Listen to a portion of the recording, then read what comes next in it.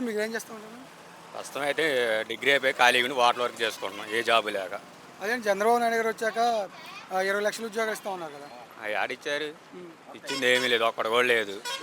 డిగ్రీలు అయిపోయింది, వాటర్ పని ఎందుకు చేసుకోవాలి? వాలంటీర్లో ఉన్న పోస్టులు కూడా తీసేశారు.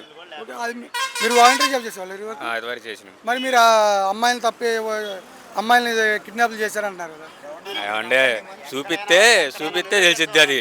పవన్ కళ్యాణ్ గారు అన్నారు కదా 30,000 అమ్మాయిలను తప్పించారు వాలంటీర్లని. సరే అమ్మాయిని పిలిపించి అడగమానంటే తెలిసిద్దిగా ఎవరిని కిడ్నాప్ చేశారో.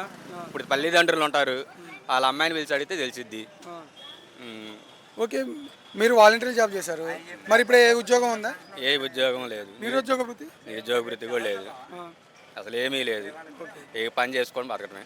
ఇంకోటి వాలంటీర్లకి జీవో లేదు, ఏమి లేదు, కాబట్టి మేము ఏమి ఇవ్వలేకపోతున్నాం అంటున్నారు కదా. ముందర ఎందుకు చెప్పారండి ఎన్నికల వాగ్దానాలు? 10,000 ఇస్తామని. 10,000 ఇస్తామన్నారుగా ఎన్నికల హామీలలో. 10,000 లేదు, వాలంటీర్ పోస్టు లేదు.